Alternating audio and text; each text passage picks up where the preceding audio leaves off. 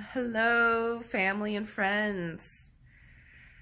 So today's topic is all about critical thinking. When it comes to critical thinking, it brings up a lot of conflict. There's a lot of cognitive dissonance that occurs within the way that we speak. And I notice a lot of times that we speak out loud in a way that it's like we think we know more or we think we know better.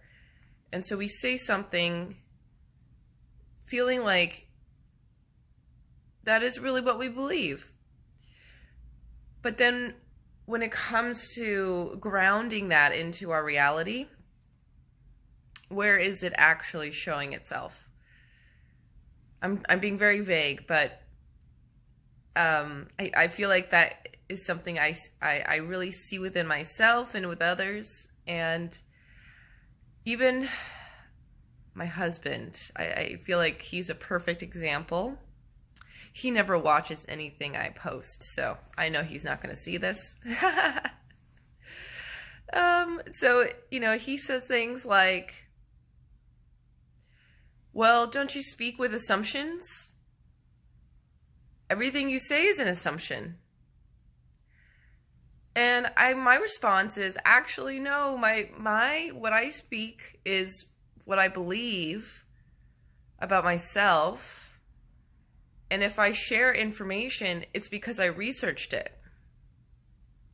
Now, people who know me personally, who actually really engage with me, know that I don't really talk a lot about what's happening with news and the current situation. Here, especially in San Francisco, where now, starting on Friday, they're going to be mandating proof of vaccination in order to go to a restaurant, into a bar, into a yoga studio, and into a gym. Now, I just want to bring up something really, to me, is very obvious about using critical thinking. If you need to breathe in order to do a yoga class,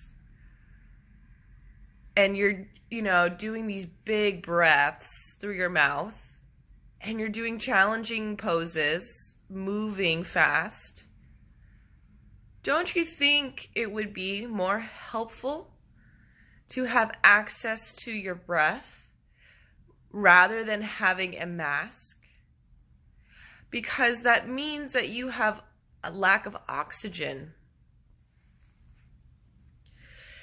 And when you have less oxygen that you're inhaling, you have less oxygen to your brain and less oxygen into your muscles. And you know that we really should know this, that you need oxygen to pump that oxygen into your body to give it the fuel it needs, because oxygen is the essence of our prana, our life force, our energy. Once we can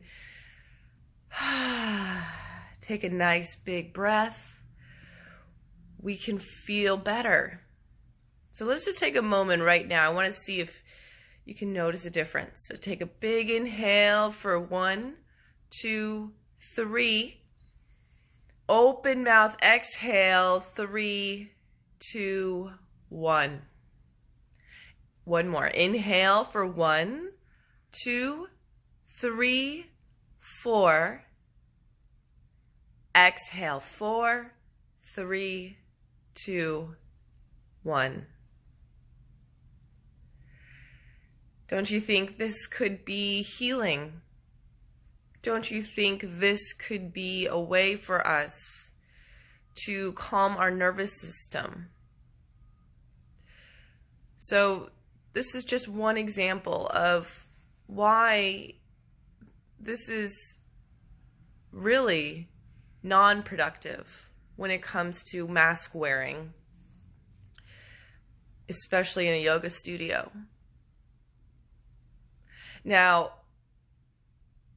I have so much I could say more about that, and I'm going to move on. But what I'm coming back to is critical thinking. If we use our critical thinking skills to think for ourselves,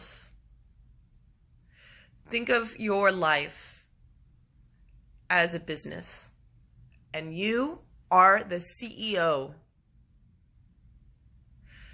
You are the CEO of your mind. So you take charge, we take charge of our minds. And that will connect us to grounding the truth, not trying to do what we learned and what was told to us to do. There's a lot of mental health issues right now. There are a lot of issues mentally and emotionally. And we have been so disconnected from being vulnerable and from showing emotion. And this pandemic, this shutdown, these waves of fear is causing PTSD. Also, lots of grief. And so I'm just wanting to have more conversations around critical thinking, to really be authentic, to really speak about what's true within myself, what's true within yourself. I want to know. I don't care what you do for work. I don't care how much money you have and what vacation you're going to take next. All I care about is where are you on your journey?